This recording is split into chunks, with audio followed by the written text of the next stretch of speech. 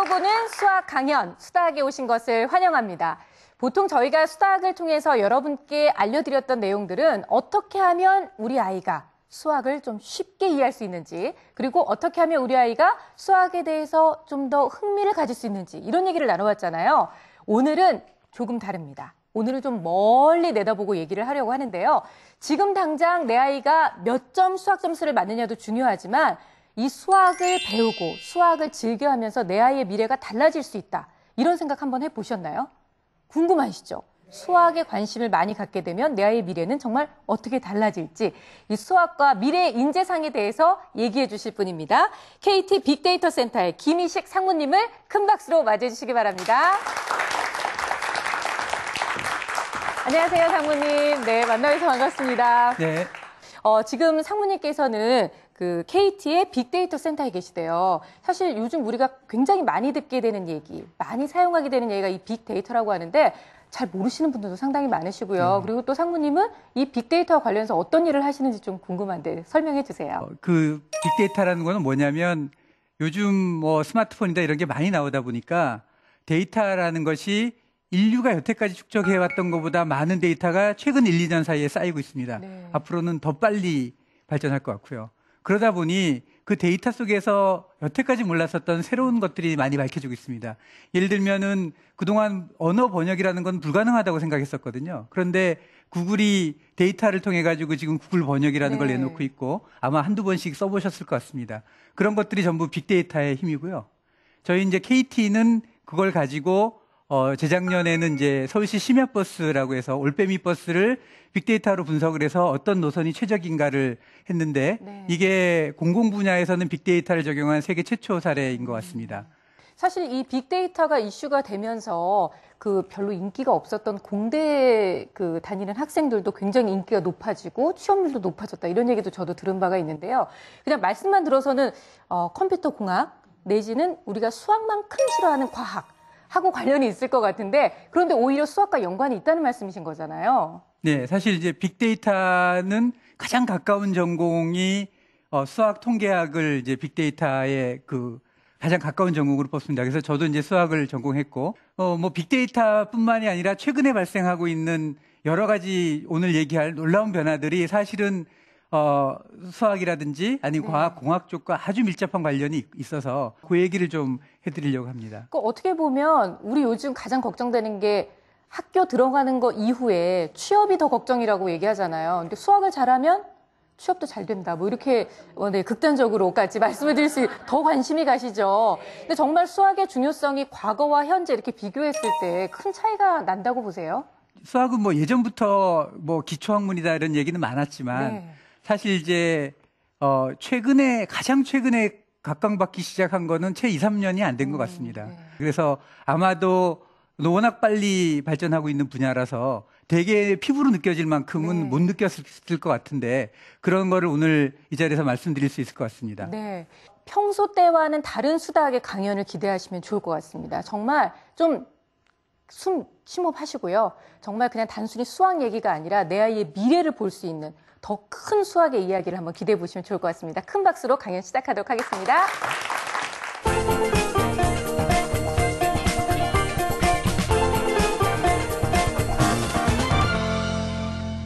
예, 오늘 말씀드리려고 하는 거는 앞에 인사에서도 잠깐 말씀드렸지만 수학을 어떻게 하면 잘할 거냐는 문제가 아니라 수학을 왜 해야 되느냐 쪽에 좀 가까운 것 같습니다.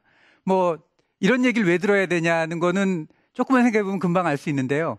주식을 하다 보면 그러면 무슨 좋은 그거 없냐, 뭐 좋은 정보 없냐, 이런 것들을 흔히 말합니다. 이 좋은 정보를 알아야 미리 그걸 사두고 미리 땅도 사두고 미리 주식도 사두고 그렇습니다. 사실 어떤 면에서 보면 우리가 투자할 수 있는 것들은 돈이 많지 않은 경우에는 투자할 수 있는 게 사실은 유일한 게 교육이죠. 그래서 투자도 엄청난 장기 투자죠. 한 50년 장기 투자를 해야 되는데 50년 후에 뭐가 뜰 줄 알아야 그 장기 투자에 성공하겠죠. 그래서 그런 것들을 오늘 말씀드리고자 합니다. 자, 그러려면 먼저 세상이 도대체 어떻게 돌아가고 있는지를 말씀드리려고 하는데, 제가 드리려고 하는 말씀은 일반적으로 세상은 급변하고 있다 이런 얘기가 아니라 최근 짧게는 한 3, 4년, 길게는 10년 사이에 굉장히 놀랍게 변하고 있고, 제가 사실 하는 분야가 빅데이터라든지 이런 거다 보니 피부로 무지막지하게 느낍니다. 이 세상이 완전히 달라지고 있구나. 속도가 굉장히 빨라지고 있구나라는 것들을 느끼고 있어서 그 얘기를 주로 드리려고 합니다. 자, 우리 인류 역사상 가장 중요한 변화가 무엇이었을까요? 라고 묻는다면 사실 굉장히 다른 여러 가지 얘기들이 있겠죠. 그런데 아마 피부로 제일 느끼는 것들은 산업혁명이 아닐까 싶습니다. 산업혁명 때 너무너무 급변해가지고 지금 우리가 알고 있는, 우리가 피부로 느끼는 모든 것들이 그때 다 창조됐죠. 그러다 보니 이 산업혁명 초기에 있었던 분들은 속칭 대박이 났습니다. 그래서 우리가 알고 있는 산업혁명 초기에 있었던 유명한 분들이 계십니다. 앤드류 카네기라고 아시나요? 예, 어린 시절 우리 애들도 그랬는데 위인전 많이 읽혔죠. 뭐 견습공 시절, 견습공으로 출발해가지고 정말 열심히 일했더니 전 세계적인 거부가 됐다. 지금도 그러죠. 그런데 정말 열심히 한다고 전 세계 견습공에서 전 세계 가장 유명한 부자가 될 수 있을까요?죠. 사실은 그분들이 시대를 잘 타고 나신 분들입니다. 그분들이 다 산업혁명 초기 시대 분들이거든요. 산업혁명은 잘 알다시피 증기기관이 발견이 되면서 그동안 사람들이 노동으로 막 일하던 것들을 증기기관이 해냈죠. 그 증기기관이 굉장히 필요하겠죠. 증기기관은 뭘로 만들었나요? 철로 만들었잖아요. 앤드류 카네기가 철강의 아버지고 왕자죠. 그 다음에 증기기관 돌리려면 석탄, 석유가 필요하죠. 존 록펠러는 석유 산업의 지배자라고 일컬었던 분들입니다. 이런 분들이 거부가 되셨죠. 그런데 지금 놀라운 일들이 벌어지고 있습니다. 거의 100년 만에 최초로 새로운 세대가 열리고 있습니다. 뭐냐면 예전에 육체 노동을 대체하는 혁명이 일어났다면 지금은 뇌를 대체하는 지식혁명이 일어나고 있습니다. 스마트 혁명이라고도 부르는 여기가 굉장히 많죠. 그러다 보니까 지금 제1위 기업은, 전 세계 1위 기업은 뭔지 아시나요? 애플인데, 애플의 스티브 잡스는, 아시다시피, 대학도 중퇴했고, 당대의 부를 이룬 사람이죠. 우리는 그동안 부자 아빠에게 태어나야 된다고 생각했었는데, 지금 1위를 하는 사람은 당대의 부를 이룬 사람입니다. 2위는 좀, 엑슨 모빌이라고 존 록펠러의 후손이기 때문에 그쪽은 좀 그렇지만, 3위는 구글이에요. 세르게이 브린이나 레리 페이지 이분들 다 그냥 중산층 가정에 태어나서 당대의 부를 이룬 분들이죠. 사실은 약간 불우했던 분들이기도 합니다. 대부분 다 중퇴자들이시고 이게 미국에서만 벌어지고 있느냐? 그렇지가 않습니다. 마윈이라고도 하고 잭마라고도 하는 알리바바를 세운 분이 있는데 작년 9월에 상장을 했습니다. 상장을 할 때 이 알리바바가 평가를 얼마를 받았냐면 230조를 했어요. 230조면 얼마인지 잘 모르시죠? 삼성이 한 180조 정도 됩니다. 삼성보다 한 150% 정도 높습니다. 마윈은 영어 강사하셨던 분이죠. 2000대 초반만 해도 영어 강사하고 관광 가이드 하셨던 분입니다. 그런데 10년, 짧게는 한 4년 사이에 그 부를 이루셨죠. 이런 분들이 무지막지하게 많이 탄생하고 있습니다. 이분들이 다 하는 분야가 옛날에 다 증기기관 중심으로 다 올망졸망 모여 있었다면 지금은 다 어디 부근에 모여 있냐면 머리 쓰는 종류에 다 올망졸망 모여 있습니다. 다 그쪽에서 성공하고 있습니다. 이래서 테크 산업이라고도 하고 유테크 산업이라고도 하는데 이 유테크 산업의 발전이 너무 빠릅니다. 그래서 미국의 발전의 대부분이 이 테크 쪽에서 나오고 있다 보니 빈익빈 부익부가 너무 심해지고 있습니다. 그래서 얼마 전에 실리콘밸리에서 데모했습니다. 니들이 부를 다 가져가고 일반 사람들은 아무것도 나눠주는 게 없다. 지금 테크 쪽으로 부가 급성장하고 있습니다. 자, 그러면 예를 하나 들어서 또 설명을 해보겠습니다.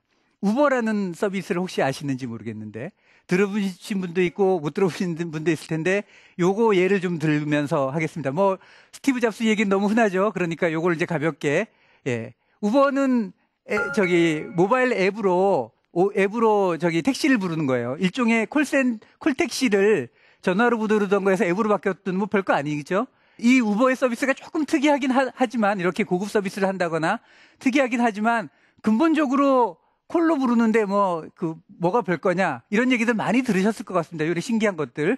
근데 이게 작년 초에 가치평가를 받았는데요. 얼마를 받았냐면 작년 초에 18조 가치평가를 받았습니다. 감이 잘 안 오시죠? 18조는 소니보다 높은 겁니다. 소니가 17조? 지금은 한 15조 정도 됩니다. 한때 세계를 흔들었던 기업이죠. 세계의 가장 위대한 기업이라고 일컬었던 소니보다 이 기업이 큽니다. 근데 어느 정도냐면 이 회사가 언제 생겼냐면 4년 전에 생겼고요. 실제로 성장하기 시작한 거는 2년밖에 안 됐습니다. 2년 만에 소니를 능가했습니다. 이런 일들이 벌어지고 있습니다. 얘만 그러냐? 이런 애들이 한 80개 정도 됩니다. 1조 이상 되는 애들이. 자, 도대체 이게 무슨 일이냐는 거죠. 도대체 이게 어찌된 일이냐는 거죠. 갑자기 왜 이런 일들이 우다다다닥 벌어지고 있느냐는 겁니다. 기본적으로 지적 혁명이 일어나고 있습니다. 무슨 얘기냐면 더 똑똑한 기업이 다 먹어버리는 일이 벌어지고 있죠. 콜택시라는 분야, 별로 이상하지 않은 분야였는데 조금 더 똑똑하게 접근했더니 왕창 다 먹어버리는 일들이 벌어지고 있습니다. 그러니까 그 우버는 우리나라에서 불법화돼가지고 나갔습니다. 왜 불법화됐느냐? 택시 업계가 난리가 난 거죠. 예, 왜냐하면 다 죽게 생겼다는 거죠. 우리나라만 그런 게 아닙니다. 우버가 들어가는 모든 나라가 지금 택시 업계가 전체가 발칵 뒤집혀가지고 데모하고 난리도 아닙니다. 프랑스에서는 아주 거리 시위를 굉장히 강력하게 했습니다. 왜냐하면 조금 똑똑한 애들이 들어오니까 기존 업계가 다 죽어버리는 일이 발생을 하고 있습니다. 그래서 얘네들이 18조쯤 되는 거예요. 자, 이런 일들이 모든 군데에서 발생하고 있습니다. 두 번째는 뭐냐면 얘네들이 쓰는 주 무기가 뭐냐면 뭐 프로그래밍 이런 거죠. 이게 앱, 디지털입니다. 이 디지털 무기를 든 애들이 전부 전쪽을 다 장악을 하고 있는 거죠. 사실 우버는 택시를 하던 분들이 아니에요. 우버는 컴퓨터 프로그래밍을 하던 애들이 택시로 뛰어든 거예요. 예, 택시가 컴퓨터를 장악한 게 아니라 컴퓨터가 택시를 장악을 한 겁니다. 그러니까 코딩을 하는 놈들이 지금 전 산업으로 다 뛰어들고 있는데 한둘이 아닙니다. 모든 산업이 다 박살이 나고 있는 상황입니다. 지금 그것도 얼마 안 됐어요. 한 2, 3년 사이에. 그리고 이 디지털화가 되다 보니 사실은 디지털은 코딩만 배우면 되잖아요. 코딩 좀 알면 좀 길 가다가 아무나 좀 똑똑하기만 하면 뛰어들어가지고 성공 확률은 대단히 낮지만 어쨌든 중에 전 세계 중에 누군가는 성공을 하고 있는 거죠. 창의력 폭발 시대에 이르고 있습니다. 이거를 좀 하나씩 또 간단하게 보겠습니다.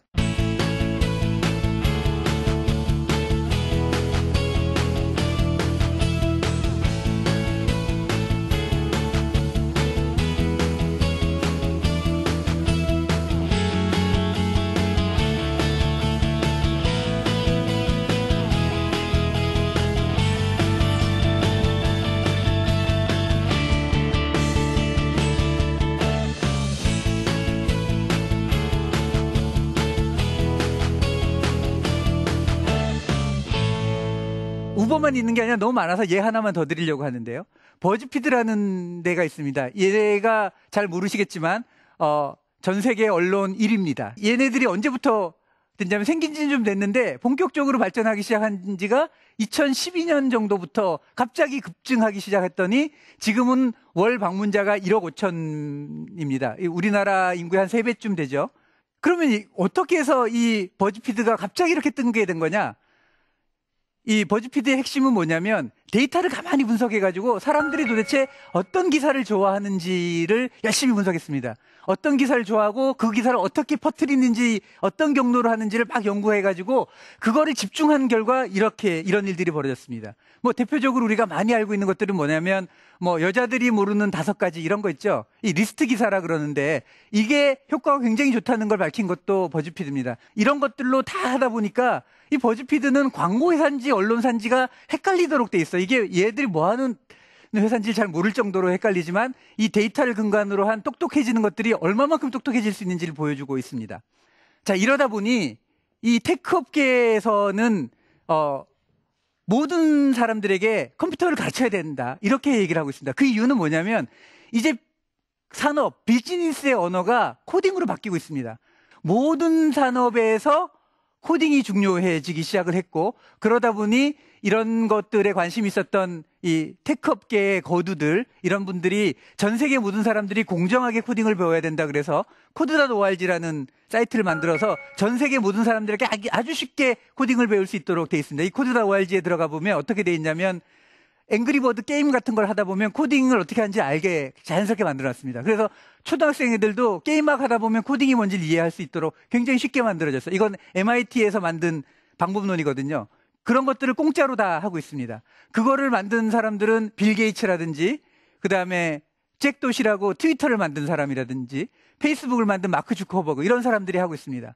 이런 테크업계의 제일 유명한 거두들이 나와서 페이스북의 창시자가 나와가지고 가르치고 있습니다. 이게 지금 전 세계적으로 벌어지고 있는 일들이죠. 디지털 혁명이죠. 그 다음에 이렇게 되다 보니 창의적인 혁명들이 지금 계속 일어나고 있습니다. 창의적인 혁명들이 폭발하면서 어떤 일이 벌어지고 있냐면 코딩이 됐는데, 이 코딩의 기본은 뭐냐면 반도체 이런 거잖아요. 근데 잘 알다시피 반도체 업계는 한 5년에 한 번씩 격변이 일어났습니다. 그 이유는 뭐냐면 무어의 법칙이라 그래가지고 그 반도체는 18개월마다 한 번씩 성능이 2배가 된다는 법칙이 있습니다. 저희 그 KT의 회장님이 삼성전자 때 말씀하신 황해 법칙이라는 것도 있어요. 그건 뭐냐면 1년에 한 번씩 2배가 된다는 거예요. 실제로는 무어의 법칙보다 황해 법칙이 더 맞는다는 얘기도 있습니다. 자, 예를 한번 들어봅시다. 1년에 한 번씩 성능이 2배가 되면, 그러면 3년이면 10배가 됩니다. 7년이면 100배가 돼요. 우리가 컴퓨터가 하나 있잖아요. 100만 원 하다 그러면 7년 지나면 그게 10,000원 한다는 뜻입니다. 10,000원이면 길거리에 뿌릴 수도 있을 정도죠. 지금 드론이 날아다니고 있죠. 드론 아직 잘 못 보셨겠지만 그 드론이 7년 후에는 성능이 100배가 된다는 겁니다. 어쩌면 조그마한 드론들이 지금 100개가 여기 날아다니고 있을지도 모릅니다. 7년, 그게 7년입니다. 이러다 보니 반도체가 들어간 모든 산업은 1위가 한 5년쯤 지나면 산업 자체가 다 날아가 버립니다. 예를 들면은 노키아가 그 세계 1위를 호령했던 노키아가 단숨에 망했죠. 코카콜라는 100년을 가도 노키아는 100년을 못 갑니다. 지금 구글도 위험하다는 얘기가 나오고 있는 정도입니다. 구글이 뜬 지 채 몇 년 안 됐는데 이제 구글이 위험하다는 얘기가 나올 정도로 이 업계는 빨리 변합니다. 산업의 격변이 일어나고 있는데 그게 그동안은 이쪽 한귀퉁에서 일어나는 거였어요. 근데 그게 점점 퍼져나가서 이제 택시 업계도 알 수 없다는 거죠. 자, 그러면 직업은 어떻게 변할까요? 이게 직업에 영향을 주겠죠. 우리가 산업이 이렇게 변할 테니까 직업도 영향을 줍니다. 그 다음에 교육은 어떻게 변할까요? 교육도 마찬가지로 영향을 주겠죠. 자, 교육 쪽은 당연히 더 똑똑한 애들과 더 산업이 지금 테크업계가 뜨고 있다 보니까 뜨는 데 쪽에 대학이 뜨겠죠. 너무 당연한 거잖아요. 그러면 테크업계가 뜨고 있으니까 어디가 뜨겠습니까? 미국은 컴퓨터공학과가 제일 뜨고 있습니다. 지금 이게 지난달에 나온 건데, 지난달에 미국 언론에 나온 건데 가장 잘 나가는 돈을 많이 버는 학교가 어딜까를 1위부터 10위까지 내봤더니 그중에 9개가 1위부터 10위까지 9개가 컴퓨터공학과입니다. 유일하게 스탠포드 경제학과가 10위 안에 겨우 들어서 명맥을 유지하고 있습니다. 그리고 컴퓨터공학과가 들어간 대학들이 다 지금 그 탑들을 달리고 있습니다. 이게 급성장하고 있습니다. 아까 최근에 변화가 있다는 게 이겁니다. 아직 이런 거 모르고 계셨죠? 예. 오늘 듣고 가시면 빨리 주식 투자하시고. 예. 자, 두 번째로 그런 것만 잘 되는 게 아니라 컴퓨터공학과만 잘 되는 게 아니라 더 똑똑한 학생들을 뽑아야 되겠죠? 그다음에 그러니까 교육계도 변하고 있습니다. 디지털 혁명 때문에 택시업계만 문제가 있는 게 아니고 언론만 문제가 되는 게 아니고 교육계, 대학도 자체가 완전히 변하고 있습니다. 그게 뭐냐면 무크라는 게 떠오르고 있습니다. 간단히 말하면 인터넷으로 교육하는 거예요. 예전부터 인터넷 교육은 있었습니다. 근데 이것도 한 2012년도부터 무크라는 형태로 이제는 인터넷으로 수강 신청도 하고 다 시험도 보고 과제 관리도 다 해줍니다. 그런 게 생겨나기 시작했는데 2012년에 생겼어요. 근데 이게 대학 전체를 지금 흔들고 있습니다. 설에 따르면 앞으로 15년 후에는 대학의 50%가 남아나지 않을 거라는 얘기도 있을 정도로 하고 있습니다. 사실 알고 보면 인터넷이 발달하다 보니까 이제 관리하는 것들이 별로 안 어려워졌습니다. 그러다 보니 지난달에 우리 서울에 있는 대학 총장님들이 모여서 서울 총장 포럼을 만드셨는데 주 얘기가 뭐냐면 무크 얘기였습니다. 이거 지금 영어권 대학들은 현재 이미 다 망하고 있다는 겁니다. 필리핀이라든지 인도 대학들은 이제 살지 못하고 있다는 겁니다. 우리나라는 언어 때문에 그나마 좀 버티고 있는데 어떻게 해야 될지 모르겠다고 지난달에 와서 얘기를 하셨습니다. 이게 무크의 현상입니다. 자, 이렇게 되다 보니 대학만 이러겠습니까? 대학도 좋은 인재를 발굴하는 대학이 뜨잖아요. 그러면 대학도 좋은 인재를 발굴해야 되겠잖아요. 그런 수요를 맞춰야 되잖아요. 그러다 보니 어떤 일들이 벌어지고 있냐면 바투시 미앙간바야 몽골 사람입니다. 몽골의 울란바토르에 있었던 15세 소년이었어요. 얘가 그 인터넷으로 MIT의 무크 강의를 들었어요. 그리고 시험을 봤는데 100점을 맞았어요. 이 강의를 듣는 사람이 15만 명인데요. 100점을 맞은 사람이 340명밖에 안 됩니다. 그래서 얘가 MIT에 진원해서 지금 MIT에 다니고 있습니다. 이 사진 뒤에 보이는 게 MIT 건물입니다. 예. 이제는 대학의 진학도 완전히 바뀌고 있습니다. 왜냐하면 대학도 이런 애들을 뽑아야지 살아남는 시대가 되고 있는 거죠. 이런 애들 못 뽑으면 아까 대학 순위에서 뒤처지기 시작합니다. 자, 이와 같이 최근 3년, 4년 사이에 세상이 급변하면서 이게 대학에 영향을 주고 있고 이게 진학에 영향을 주고 있습니다. 취업도 달라지고 있습니다. 그 속도가 아직 안 느껴질지 몰라도 아까 2배 속도로 발전한다면 어쩌면 3년, 어쩌면 7년 내에 완전히 바뀔지도 모르는 시대에 도달하고 있습니다. 예, 이상으로 1부 강의를 마치도록 하겠습니다.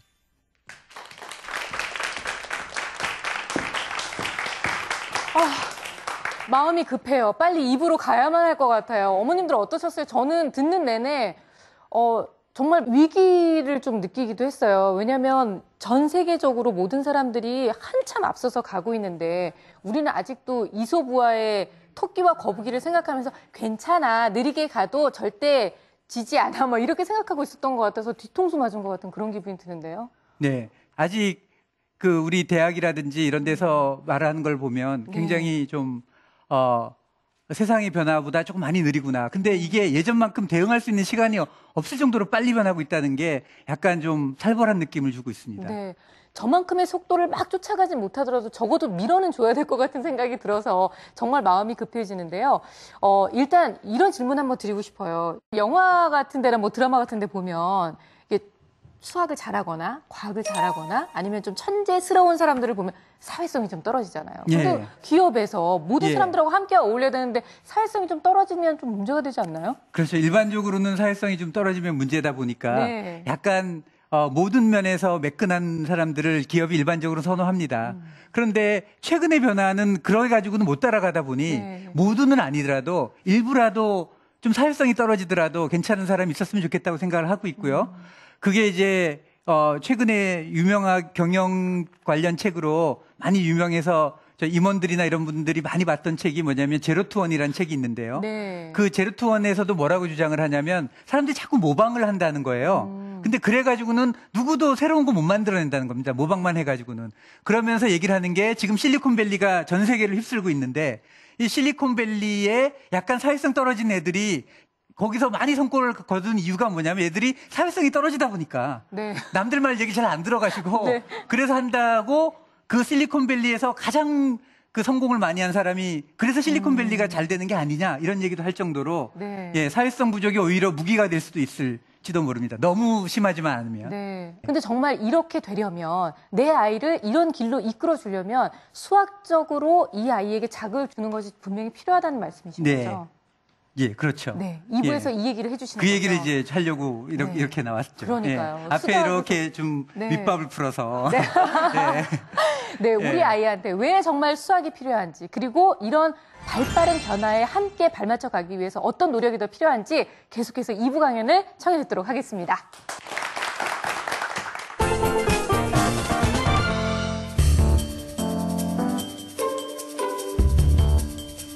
너무 막막해서 옛날보다는 많이 힘들어졌고요. 가뜩이나 취지가 안 돼서 괴로워 죽겠는데 사람을 갖고 놀아.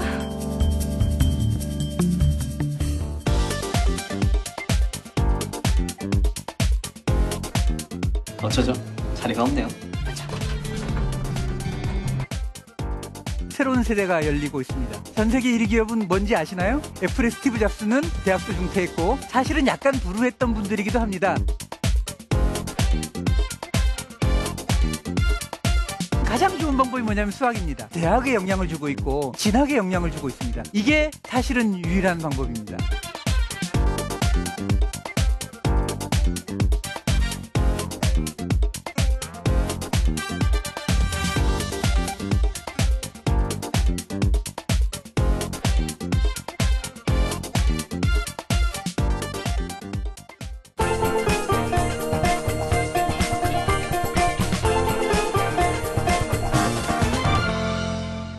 자, 지금까지 그 시대가 변하는 얘기를 했는데, 이 얘기와 도대체 수학이 무슨 관계가 있다는 말이냐는 생각도 드실 테고요. 아, 이거 빨리 뭔가를 해야 될 것 같은데, 어떻게 하면 좋지? 빨리 코드다 ORG에 들어가가지고 앵그리버드 게임을 시켜야 되나? 자, 그러면 이제 그 얘기를 좀 시작하려고 합니다.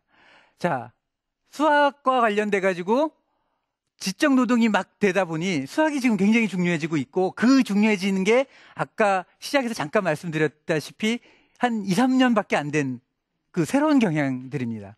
사실 코드.org도 작년에 이제 뉴욕타임즈에서 무슨 기사가 났냐면 코드.org 같은 걸로 막 하고 있는데 이래서 되겠냐 막 이런 얘기가 나왔습니다. 무슨 얘기냐면 창의적인 사고를 해야 되고 논리력을 갖춰야 되는데 창의와 논리인데 그걸 코딩 교육을 시킨다고 되냐, 그 앵그리버드 게임 한다고 게임 만들지 되냐 이런 얘기가 작년 뉴욕타임즈에 나왔습니다. 그러나 물론 이 흐름은 너무 대단해서 그 코드.org나 이런 코딩 교육을 강조하는 사람들이 주로 실리콘밸리의 테크 업계의 거두들이죠. 이분들은 그 슬로건이 뭐냐면 우리가 세상을 바꾸고 있다. 우리가 세상을 새로 만들어 나가고 있다는 슬로건 하에 우리가 교육도 새로 만들겠다. 이러면서 지금 자기가 직접 다 교육 제도도 만들고 있는 중이죠. 그리고 사실 그 코딩 교육에 열광하고 애들을 보내는 사람들의 부모를 가만히 봤더니 전부 그 업계에 계신 분들이에요. 왜냐하면 그 업계에서는 그게 막 피부로 느껴지거든요. 근데 아직 다른 분들은 저게 저렇게 중요한가? 그다음에 저런다고 될까? 이런 고민들이 있습니다. 우리는 그럼 어떻게 해야 될까요? 사실 창의와 논리의 키는 수학입니다. 전통적으로 알려진 가장 창의와 논리의 가장 훌륭한 교육 방법은 수학이고 그래서 모든 교육에서 수학을 강조하는 이유이기도 합니다. 다른 모든 과목은 잘하는데 수학만 못하는 사람이 있잖아요. 아니면 수학은 잘하는데 나머지 모든 과목을 못하는 사람이 있습니다. 그 이유가 얘만 좀 수학만 완전히 다른 길을 걷고 있기 때문입니다. 자, 창의력이 어떻게 발생하는지에 대한 얘기를 좀 먼저 하겠습니다. 그래서 재밌는 예인데요. 좀 다른 예를 하나 들어드리겠습니다. 진화생물학계에 있는 좀 유명한 얘기인데 우연을 계속 반복하다가 뭔가를 만들어낸다면 원숭이도 셰익스피어를 쓸 수 있다 이런 말이 있습니다. 무슨 얘기냐면 원숭이한테 타이프라이터를 갖다 주고 원숭이가 막 때리는 거예요. 별 생각 없이. 그렇게 막 때리다 보면 언젠가는 한 번은 셰익스피어의 햄릿을 쓰겠죠. 네, 굉장히 많이 때리다 보면 그중에 한 번은. 그래서 이렇게 새로운 것들을 만들어내는 게 마구 무작위로 하는 우연이라면 그러면 원숭이도 셰익스피어를 쓸 수 있다 이런 얘기가 있습니다. 그래서 이거를 리차드 도킨스라고 진화생물학계에 굉장히 유명하신 분이 계신데 이분이 그 눈먼 시계공에서 진짜 원숭이가 셰익스피어를 쓸 수 있느냐 하나를 한번 예를 들었습니다. 어떤 거냐면 셰익스피어의 햄릿에 나오는 한 대목이래요. 그래서 굳이 그냥 따왔습니다. 내가 보기에는 저건 쪽제비 같아 라는 얘기 저 한 줄을 만약에 원숭이한테 타이프라이터를 갖다 주고 치게 하면 얼마 만에 칠까요? 라고 한번 계산을 해본 거예요. 그러면 어떻게 하면 되냐면 맨 앞자에 나올 수 있는 거, 자, 요건 잘 못 알아들으셔도 됩니다. 맨 앞에 A, B, C, D 나올 수 있죠. 그래서 나올 수 있는 가지수가 알파벳 26자에다 공배까지 하면 27개고요. 그러니까 27개 곱하기 27개에서 저게 총 28자거든요. 그래서 나올 수 있는 경우의 수가 몇 개냐면 27에 28승입니다. 예, 자, 요걸 좀 대충 계산해 보면 10에 한 30승 정도 되는 1초에 한 번씩 치면 저거 한 줄을 원숭이한테 치라 그러면 10에 30승년 정도 되면 한 번 칩니다. 이게 무작위적인 시도입니다. 우리가 아이디어를 낸다고 함이 이러다 보니 그치 원숭이한테 맡겨가지고는 저게 너무 저 한 문장 치는데도 너무 오래 걸리잖아. 그러니까 원숭이보다 좀 똑똑한 놈이 했으면 좋겠어 라고 생각하는 겁니다. 요거를 조금만 바꿔보겠습니다. 창의력이라는 것이 어떻게 생기는지. 사실은 이게 모든 창의력의 유일한 길입니다. 요걸 약간만 바꿔보겠습니다. 이게 리차드 도킨스가 했던 거라서 그대로 따왔습니다. 원숭이한테 그냥 한 번 아무 문장이라고 치라고 합니다. 그러면 대충 치겠죠? 근데 약간만 바꿉니다. 야, 이거 틀렸으니까 새로 쳐! 하지 않고 요거 중에 한 2자만 바꿉니다. 2자만 아무거나 그냥 랜덤하게 2자만 바꾸는 거예요. 그냥 아무거나 아무 2자나 바꾸는 거예요. 그 다음에 아무 2자나 아무렇게나 바꾸는 겁니다. 그래서 그거의 변종을 한 10개쯤 만듭니다. 그 중에 제일 가까워 보이는 거 하나를 택합니다. 그게 두 번째 답이에요. 그리고 이 두 번째에서 또 아무거나 2자를 바꿉니다. 그냥 아무거나요. 그걸 한 10개쯤 만들고 또 그 중에 제일 가까운 거 하나 선택하고 요 두 가지 과정을 계속 반복을 하면 쭉 가다 보면 한 20까지 가도 잘 안 보이죠? 20번 해도 잘 안 보입니다. 근데 한 30번쯤 가기 시작하니까 꽤 비슷해지기 시작을 하고요. 대충 한 40번쯤 되면 아까 그 문장이 완성이 됩니다. 시간으로 따지면 이걸 1초에 한 번씩 한다 그러면 한 40초 정도면 되겠죠? 예. 그 다음에 이거를 좀 길게 한다 그래도 1분 내지 뭐 2분, 뭐 길게 잡아야 10분이면 됩니다. 그러니까 무슨 얘기냐면 똑같은 원숭이에게 방법만 약간 바꿨는데도 굉장히 우리가 이해할 수 있는 범위 내에서 빨리 도달하게 되겠죠. 이게 사실 창조의 유일한 길입니다. 이게 인류가 여태까지 밝혀낸 창의적인 방법의 유일한 길이 이겁니다. 이게 어떻게 되는 거냐면 조금 생각해보면 이런 겁니다. 아무 답이나 하나 만들죠. 그 다음에 조금 변형합니다. 많이도 변형 안 해요. 좀 고치죠. 고치는 거에도 뭐 이렇게 머리가 들어가질 필요는 없고 원숭이 정도의 지능만 있으면 됩니다. 대충 고치고 그 다음에 제일 가까운 답이 뭔지 하나를 택합니다. 자, 요게 조금 어려울 수도 있겠는데 요 방법만 잘 취하면 되겠죠. 그 다음에 새로 그런 일들을 여러 번 반복합니다. 그래서 어느 정도 반복해야 되냐면 한 40번쯤 반복합니다. 왜냐하면 20번까지 반복하더라도 답이 안 나오니까. 비슷해 근처에 가는 듯한 느낌도 안 듭니다. 그러니까 우리는 요거를 좀 줄이면 뭔가를 내놓고 검증하고 내놓고 검증하고를 반복하는 겁니다. 내놓는 거를 잘 할 필요는 없어요. 근데 무조건 내놔야 되고요. 검증을 좀 잘해야 됩니다. 그리고 이거를 여러 번 반복하면 됩니다. 되게 아까 보면 우리가 한 40번쯤 반복하면 원숭이도 섹스피어를 쓸 수 있는데 우리는 그만큼 안 하죠. 되게 한 2번 해본 다음에 에이 이래가지고 소용없어. 이런 식으로 한다면 아무것도 안 될 거야. 난 새로운 다른 방법을 찾을 거야. 하지만 이게 사실은 유일한 방법입니다. 이 방법이 된다는 사실을 우리가 몸으로 이해할 수 있다면 40번까지 갈 때 한 20번까지는 기별도 안 간다는 사실을 몸으로 받아들일 수만 있다면 그 다음에 처음에 틀린 답을 내는 걸 두려워하지 않을 수만 있다면 그러면 우리는 아까 같은 거부가 될 수가 있겠죠. 예. 아까 실리콘밸리의 사람들이 이런 걸 특별히 잘하는 거는 이들이 사회성이 부족하고 남들 얘기를 잘 안 듣고 그냥 자기 혼자 방 안에서 이걸 40번씩 하고 앉아있기 때문일지도 모릅니다. 이런 분들이 어쩌면 그래서 창의적인 지도 모릅니다. 실제로 그렇다는 얘기도 있습니다. 자, 그런데 이게 수학이 하는 방법입니다. 사실 이 훈련을 하는 가장 좋은 방법이 뭐냐면 수학입니다. 우리가 다른 신기한 방법을 할 필요가 없죠. 수학입니다. 그런데 수학을 제대로 해야 되는 게 되게 중요하죠.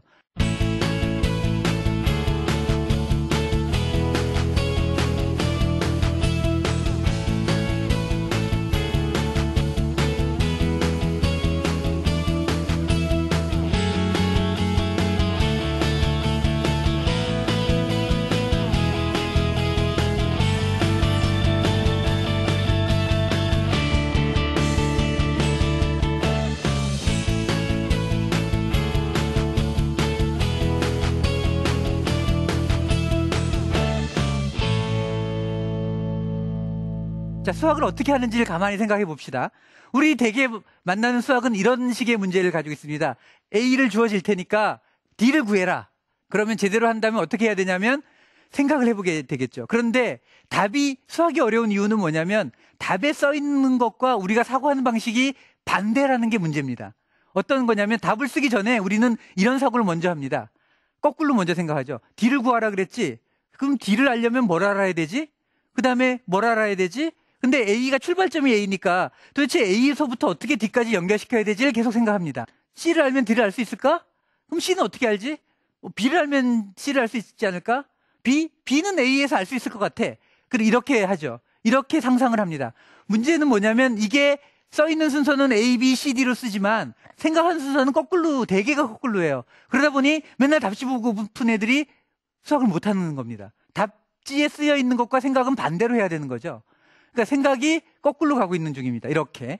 자, 그리고 난 다음에 이렇게만 하면 이렇게까지 생각하는 애들은 많아요. 수학은 이거 외에 하나를 더 해줘야 됩니다. 진짜로 그런지를 확인해봐요. 아까 검증 과정이 되게 중요하다 그랬잖아요. 그러니까 진짜로 그런지를 풀어봐야 됩니다. 하나하나를 다 확인해봐야 됩니다. 논리에 따라서 틀린 게 없는지. 자, A가 B가 되는지를 진짜로 확인해봐야 되고요. B가 C가 되는지를 진짜로 확인해봐야 되고 C가 D가 되는지를 확인해봐야 되는데 하다 보면 되게 잘 안 맞습니다. 처음 생각과는 달리. 예, C가 D가 안 되는 거예요. 그러면 바꿔야 되죠. 얼마만큼 바꿔야 될까요? 한 40번 바꿔야 됩니다. 예, 원숭이 지능보다 조금 나으면 한 30번 바꿔야 되죠. 예, 그래서 A, B, C, D로 안 가고 여러 번 한 끝에 A, B, E, D로는 가는구나 라고 한 40번쯤 하면 알아야 됩니다. 그러니까 수학으로 치면 어떻게 가르쳐야 되냐면 특히 초등학생일 때는 그렇게 가르쳐야 되는데 한 문제를 일주일이 걸려도 풀어내는 게 중요합니다.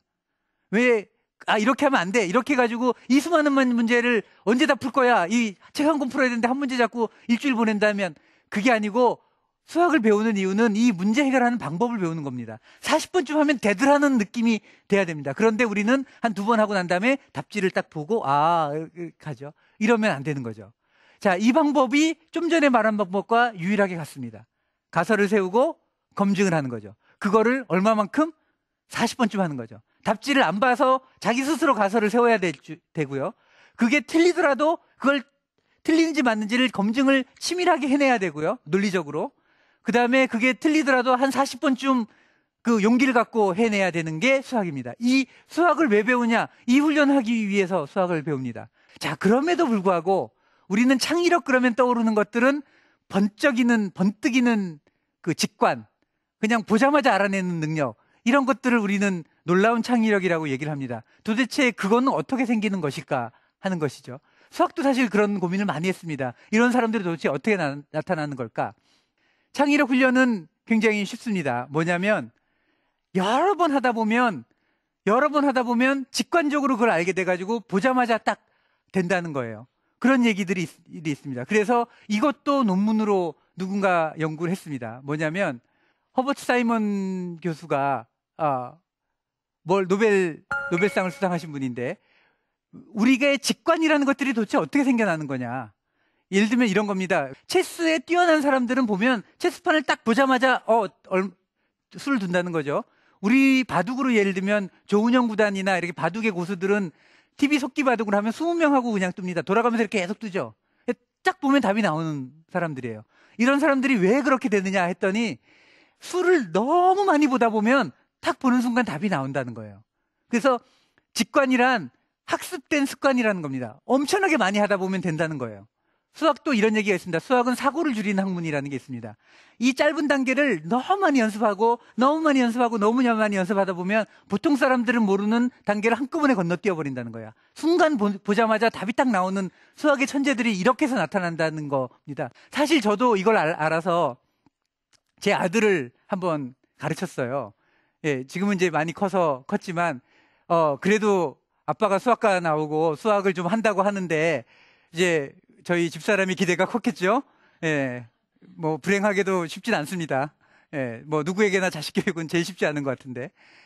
저도 기대가 있었습니다. 우리 애는 그래도 좀 할 거야라고 생각을 했는데 수학 이 문제지를 많이 풀렸어요. 그래서 더하기 빼기를 했는데 곧잘 하더라고요. 그래서 자, 의외로 좀 하는 걸 그렇다면 약간 선행 좀 걱정되긴 하지만 선행을 좀 시켜볼까 하고 시켰습니다. 그래서 구구단을 외우게 했죠. 그랬는데 이런 가문의 바보가 나왔나? 이런 구구단을 너무 못 외우는 거예요. 그래서 제가 구구단을 가르쳐야 되겠다. 구구단 한 1년쯤 먼저 가르쳤는데 제가 어렸을 때 구구단을 어떻게 했었는지 가만히 생각해 보니까 예를 들면 2단 같은 경우는 2씩 올라가잖아요. 이렇게 2씩 올라가는 걸 가르쳐야 되겠다 해서 그러면 외우기 쉽잖아. 이렇게 해서 야 짝수야 이렇게 가르치려고 우리 아들한테 이제 4 빼기 2는 얼마지? 그러면 2 그러면 그럼 6 빼기 4는 얼마야? 그럼 2 그럼 8 빼기 6은 얼마야? 2 똑같지? 아이고 재밌네 이렇게 하려고 이렇게 하려는 기대를 가지고 내가 금방 가르칠게. 내가 수학과잖아 하고 우리 아들한테 자 4 빼기 2는 얼마지? 했더니 얘가 손을 딱 드는 거예요. 그래서 이렇게 해서 2 그러는 거예요. 그때 깨달았죠. 때가 안 됐구나. 왜냐하면 곱셈이란 덧셈의 무지막지한 연습입니다. 덧셈을 하도 많이 해가지고 수를 딱 보는 순간 딱 떠오르는 거예요. 그냥 2, 4, 6 이거는 2씩이네 라고 덧셈을 너무 많이 해가지고 이게 딱 아는 거예요. 우리 아들이 덧셈은 할 줄은 알았지만 충분히 연습이 안 된 거죠. 그래서 사고의 점프가 안 일어난 겁니다. 그래서 그만하자. 자, 더하기 빼기 좀 더 열심히 하자. 그래가지고 뭐 문제지 있습니다. 그걸 그냥 50페이지 그냥 다 풀게 해서 그걸 충분히 했죠. 그로부터 한 6개월이 지난 후에 덧셈을 많이 잘하게 된 다음에 구구단을 외워 그랬더니까 한두 시간 만에 외운 거예요. 그래서 나보다 빠른걸? 그래서 어떻게 이렇게 빨리 했지? 그래서 2단 해서 2단이니까 2씩 올라가잖아 그러잖아요. 3단 어떻게 외웠어? 3씩 올라가잖아. 4단은 4씩 올라가잖아. 그렇지. 근데 사실은 7단 8단은 어려운데 저는 어려웠거든요. 제가 고만할 때는 어려웠어요. 그래서 9단은 어떻게 외웠니? 그건 어려운데 했더니 9단은 1씩 빼면 되잖아. 예, 사실 생각해보면 9단은 일씩 작아지죠? 그 다음에 18 되죠? 그러니까 끝자리가 한 자씩 일씩 줄잖아요. 그죠? 9, 18, 27. 그러니까 앞자는 하나씩 올라가지만 뒷자가 하나씩 주는 거죠. 예, 모르셨죠? 예, 저도 몰랐습니다. 근데 덧셈 뺄셈을 무지막지하게 시켰더니까 그것도 보이는 거예요. 예, 8단은 2씩 줄어들죠, 끝자리가. 예, 그래서 1시간도 안 걸렸겠죠. 그래서, 야, 됐다. 이와 같이 곱셈이라는 거는 덧셈의 무지막지한 연습입니다. 그게 쌓여가지고 점프가 일어나는 게 곱셈입니다. 그리고 사실은 덧셈, 뺄셈이 같이 합해진 거죠. 사실 저는 덧셈은 많이 연습했지만 당시에 뺄셈을 많이 안 했던 것 같아요. 그러다 보니까 그 뒤가 잘 안 보였는데 덧셈, 뺄셈을 열심히 시켰더니까 이렇게 돼버린 거죠. 사실 그래서 수학을 배우는 제일 좋은 방법은 뭐냐면 교과 과정대로 따라가는 게 제일 좋습니다. 그런데 만일에 조금 더 빨리 이 순서대로 잘 따라간다면 조금 속도를 더 내는 것들은 상관이 없는 것 같아요. 그래서 이와 같이 수학이라는 것들은 정리를 하자면 창의적이고 논리적인 훈련을 하는 지금까지 검증된 유일한 방법입니다. 그걸 알기 때문에 모든 나라에서 수학을 강조하는 겁니다. 그리고 그거의 중요성은 계속 높아지고 있고요.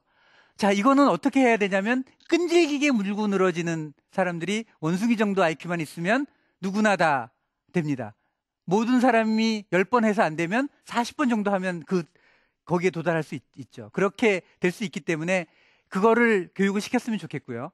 사실 진도를 따라가고 그런 게 너무 급하다 보니까 제 생각에는 초등학교 한 4학년 정도까지 그 전에 이런 연습을 충분히 하는 게 참 좋을 것 같아요. 그 뒤는 워낙 할 게 많아서 좀 바쁘거든요. 그래서 앞부분에서 좀 충분히 해서 수학이라는 것이 이렇게 문제를 풀어가는 재미가 있는구나라는 것들, 그 다음에 오래 하면 결국은 해내고 그것이 짜릿한 기분을 주는구나를 몸으로 느껴야지 앞으로 살아가는 데 도움이 되지 않을까 생각합니다. 이상으로 2부 강연을 마치도록 하겠습니다. 고생하셨습니다. 네. 저희가 언젠가부터 이 창의에 막 집중하고 몰입하기 시작하면서 그런 얘기 굉장히 많이 하잖아요. 나는 네가 커서 그 창의적인 건축가가 됐으면 좋겠어. 나는 네가 커서 창의적인 과학자가 됐으면 좋겠어. 그 안에, 그 밑에 숨겨져 있는 건 결국 창의와 논리를 알 수 있는 수학이었네요.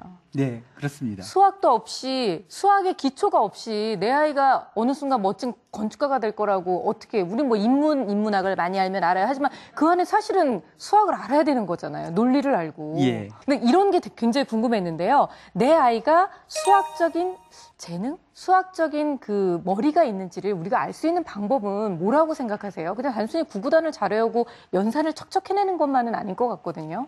예, 새로운 것들을 내놓고 그거를 끈질기게 하는 두 가지를 잘 갖추는 게 굉장히 중요한 것 같습니다. 그러니까 새로운 거를 사람들은 두려워서 야단을 맞을까 봐, 틀릴까 봐 두려워서 잘 못 내놓거든요. 굉장히 생각보다 쉽지 않은 거고, 그다음에 그거를 그냥 막 내놓기만 하지 않고 잘 되는지 맞는지를 치밀하게 확인해 보는 것, 그것도 중요하고요.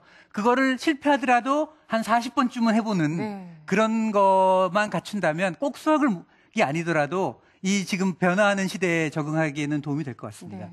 저는 다른 것보다 정말 2부 강연에서 가장 마음에 와닿았던 건 그거였어요. 무작위의 우연은 없다. 네.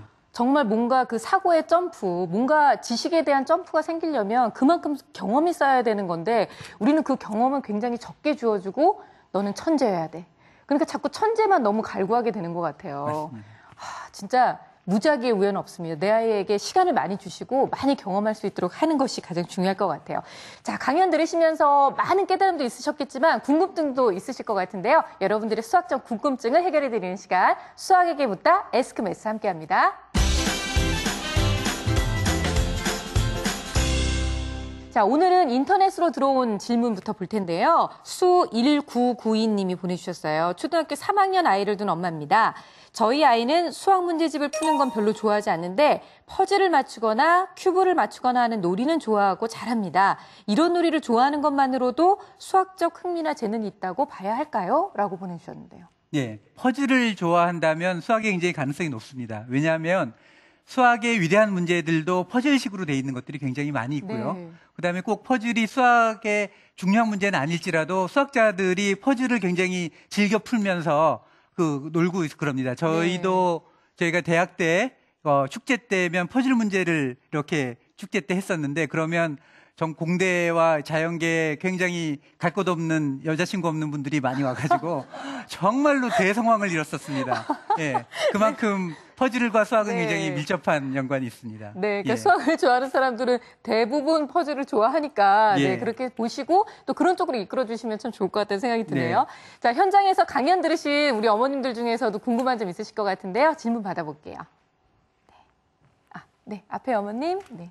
저는 어찌 보면 조기 수포자 중에 하나인데요. 오늘 강사님 말씀 들으면서 강의 들으면서 이렇게 수학이 재밌었던 걸 왜 내가 미리 이렇게 포기를 해버렸는지 후회가 되고요. 그리고 제가 포기를 하니까 저희 애들도 다 포기를 했어요. 그래서 제가 강사님한테 궁금한 건 그 수포자들에게 저처럼 나이가 많거나 뭐 앞으로 또 중간에 포기하려고 하는 그 지금 마음 먹고 있는 사람들 있잖아요. 그 사람들에게 지금이라도 그 어떤 다시 그 수학이 재밌고 도전하면 된다고 하면 어떤 방법이 있는지 한번 알려주셨으면 좋겠습니다. 우리 다 궁금한 얘기인 것 같은데요. 네. 예.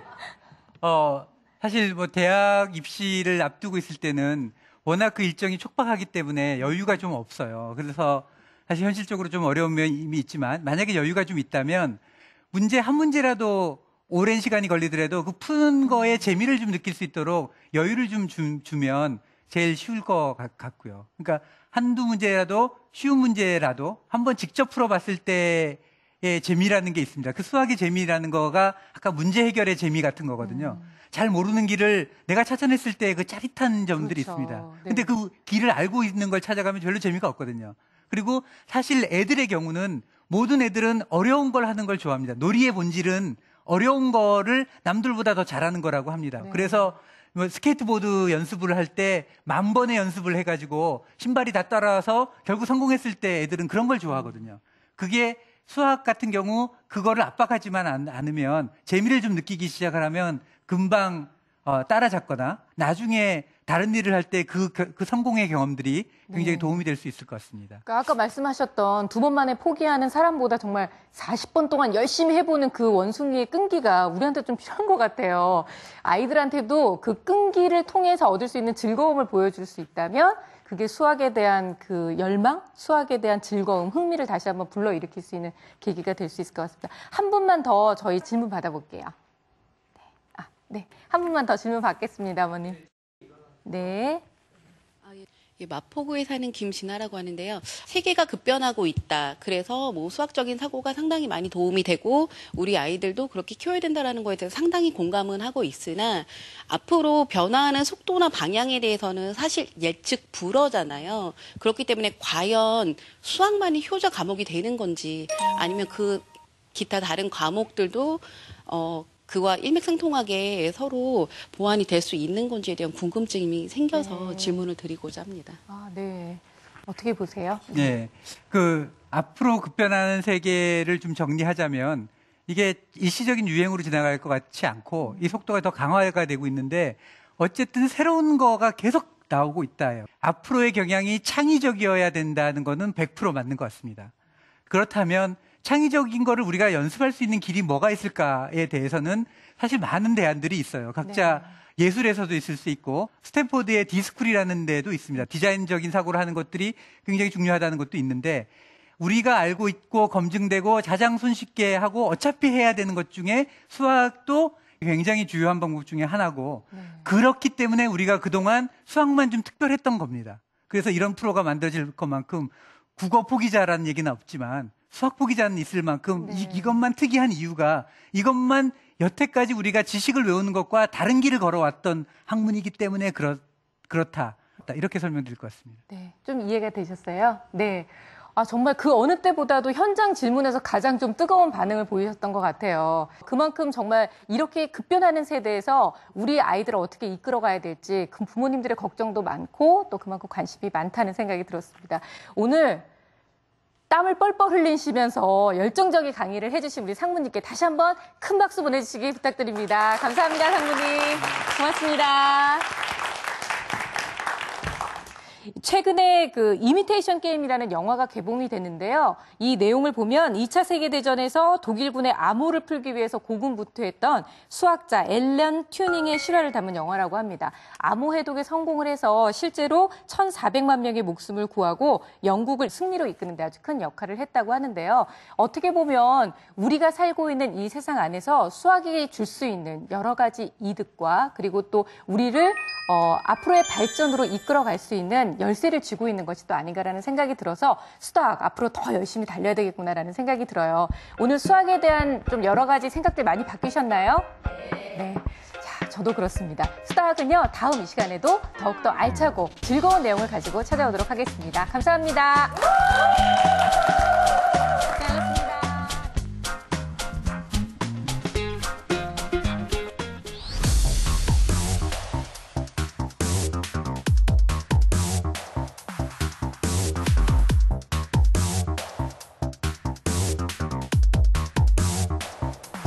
그 수박이 달 것이라는 추측을 기반으로 해서 수박을 딱 선택하게 됩니다.